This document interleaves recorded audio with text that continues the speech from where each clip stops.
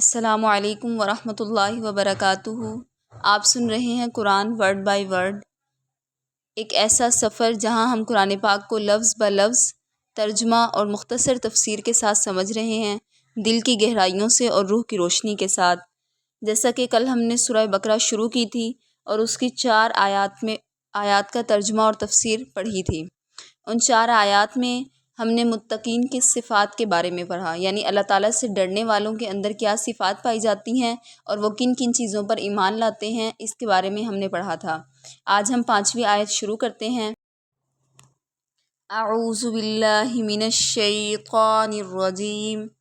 اعوذ میں پناہ مانگتی ہوں، باللہ اللہ کی، من سے، الشیطان الرجیم شیطان مردود سے، میں پناہ مانگتی ہوں اللہ کی شیطان مردود سے۔ بسم اللہ الرحمن الرحیم۔ بسم اللہ شروع کرتی ہوں اللہ کے نام سے، الرحمن جو بڑا مہربان، الرحیم نہایت رحم والا ہے۔ شروع کرتی ہوں اللہ کے نام سے جو بڑا مہربان نہایت رحم کرنے والا ہے۔ 5ویں آیت سے شروع کرتے ہیں۔ اولئک علی ھدی من ربہم وَأُولَئِکَ هُمُ الْمُفْلِحُونَ۔ اولئک یہی ہیں وہ لوگ، علی پر، ھدی ہدایت پر ہیں، من سے، ربہم اپنے رب کی طرف سے، یہی ہیں وہ لوگ جو ہدایت پر ہیں اپنے رب کی طرف سے۔ وَأُولَئِکَ اور یہی ہیں وہ لوگ، ہم وہ، مفلحون فلاح پانے والے۔ مفلحون لفظ فلاح سے نکلا ہے، فلاح سے مراد کامیابی، یعنی یہی ہیں وہ لوگ جو کامیاب ہونے والے ہیں، اور یہی ہیں وہ لوگ جو ہدایت پر ہیں اپنے رب کی طرف سے۔ یہاں اولئک سے مراد کون لوگ ہیں؟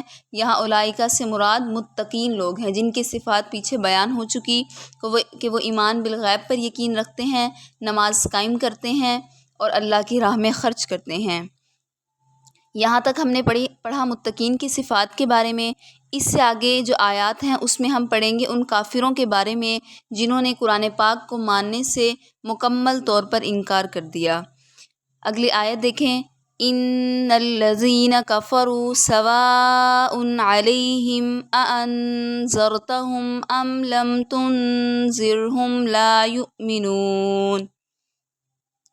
ان بے شک، الذین وہ لوگ جو، کفروا کافر ہیں، بے شک وہ لوگ جو کافر ہیں، سواء برابر ہے، سواء کا مطلب ہے برابر ہے، علیہم ان پر، کافروں پر برابر ہے، اانذرتہم کہ آپ صلی اللہ علیہ وسلم انہیں ڈرائیں۔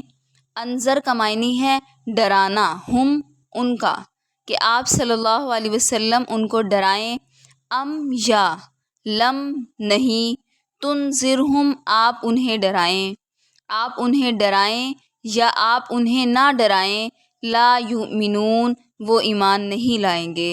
بے شک وہ لوگ جو کافر ہو چکے، برابر ہے ان پر کہ آپ ان کو ڈرائیں یا نہ ڈرائیں، وہ ایمان نہیں لائیں گے۔ یہ بات ان کافروں کے متعلق ہے جن کے متعلق اللہ تعالیٰ کو معلوم ہے کہ ان کا خاتمہ کفر پر ہوگا۔ عام کافر مراد نہیں ہیں، ان میں سے بہت سے کافر بعد میں مسلمان ہو گئے تھے۔ اب اس آیت کو سمجھ لیں کہ یہ آیت کیوں نازل کی گئی۔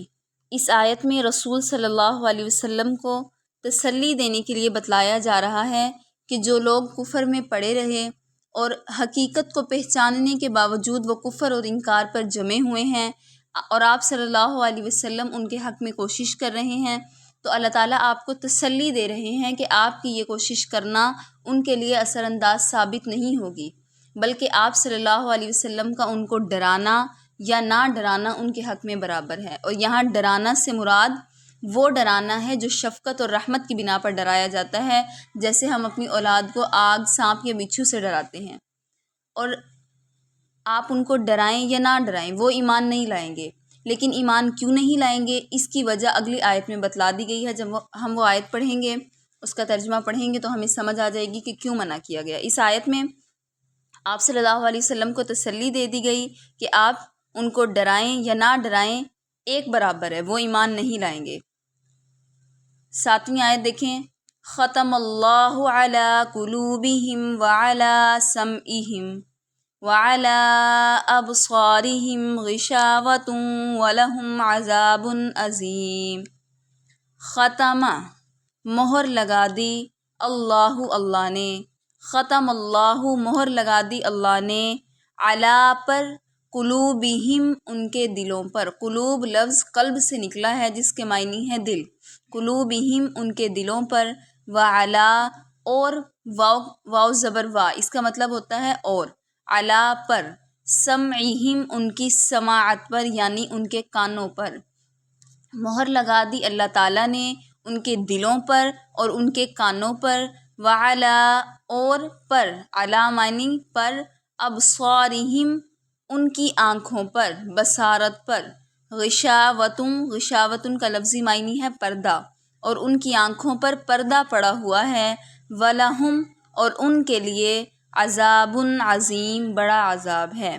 پچھلی آیت میں بتایا گیا تھا کہ آپ ان کو ڈرائیں گے، نہیں ڈرائیں گے، کافروں کو وہ ایمان نہیں لائیں گے، کیونکہ اللہ نے مہر لگا دی ان کے دلوں پر اور ان کے کانوں پر اور ان کی آنکھوں پر ایک پردہ ہے، جو سوچنے سمجھنے کے جتنے راستے تھے وہ سب بند ہیں، اس لیے ان سے اصلاح کی توقع نہ رکھیں۔ کسی بھی چیز پر مہر اس لیے لگائی جاتی ہے کہ باہر سے کوئی بھی چیز اس میں داخل نہ ہو سکے۔ کافروں کو ان کے کفر کی وجہ سے ان کے دلوں پر، کانوں پر مہر لگا دی گئی اور ان کی آنکھوں پر پردہ ڈال دیا گیا۔ ان آیات سے یہ معلوم ہوتا ہے کہ ہر گناہ کی اصل سزا تو دراصل آخرت میں ملے گی، مگر بعض گناہ ایسے ہوتے ہیں کہ ان کی سزا دنیا میں مل جاتی ہے، اور پھر دنیا کی سزا کیا ہے کہ ان سے توفیق چھین لی جاتی ہے، اصلاح کی توفیق چھین لی جاتی ہے، اور انسان آخرت اور حساب کتاب سے بے فکر ہو کر اپنی نافرمانیوں اور گناہوں میں بڑھتا چلا جاتا ہے، اور برائی کا احساس بھی اس کے دل سے جاتا رہتا ہے۔ حدیث میں ہے کہ انسان جب کوئی گناہ کرتا ہے تو اس کے دل پر ایک سیاہ نقطہ لگ جاتا ہے۔ اس کی مثال ایسے سمجھ لیں جیسے سفید کپڑے پر ایک سیاہ نقطہ انسان کو برا لگتا ہے، ناگوار گزرتا ہے، تو جیسے ہی گناہ کرنے سے ہمارے دل پر پہلا نقطہ پڑتا ہے تو وہ ہمیں پریشان کرتا ہے، لیکن اگر ہم گناہ سے توبہ نہ کریں اور دوسرا گناہ کر لیں تو ایک اور نقطہ سیاہی کا لگ جاتا ہے۔ اسی طرح ہر گناہ پر سیاہ نقطے لگتے چلے جاتے ہیں، یہاں تک کہ یہ سیاہی سارے دل پر چھا جاتی ہے۔ اب حال کیا ہوتا ہے کہ نہ ہم کسی اچھی چیز کو اچھا سمجھ سکتے ہیں اور نہ بری چیز کو برا سمجھ سکتے ہیں، الغرض یہ کہ نیکی اور برائی کا فرق اس کے دل سے اٹھ جاتا ہے۔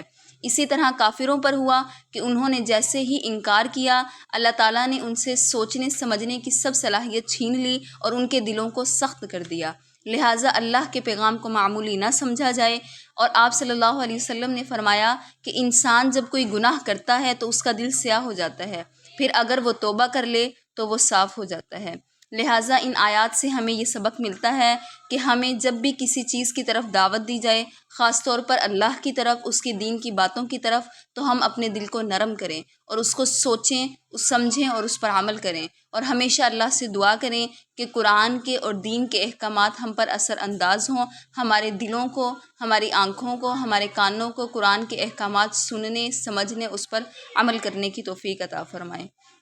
یہ تھی آج کی آیات جس میں ہم نے پڑھا ہے کہ اگر ہم اللہ تعالیٰ کے احکامات کو بار بار نظر انداز کریں گے تو ہمارا دل سخت ہو جائے گا، لہٰذا ہمیں ان سے سبق حاصل کرنا چاہیے۔ جب کبھی نماز چھوٹنے لگے، نماز میں کوتاہی ہونے لگے، قرآن میں کوتاہی ہونے لگے، تو اپنے دلوں کو اللہ کی طرف رجوع کریں اور دعا کریں کہ اللہ تعالیٰ ہمیں بے حس نہ بنائے، ہمیں سننے، سمجھنے اور اس پر عمل کرنے کی توفیق عطا فرمائے، اور ہمارے لیے اس کو صدقہ جاریہ بنائے۔ ملتے ہیں اگلی آیات کے ساتھ، تب تک اللہ تعالیٰ سے جڑے رہیں اور اپنے آپ کو ذکر میں مصروف رکھیں۔ السلام علیکم ورحمۃ اللہ وبرکاتہ۔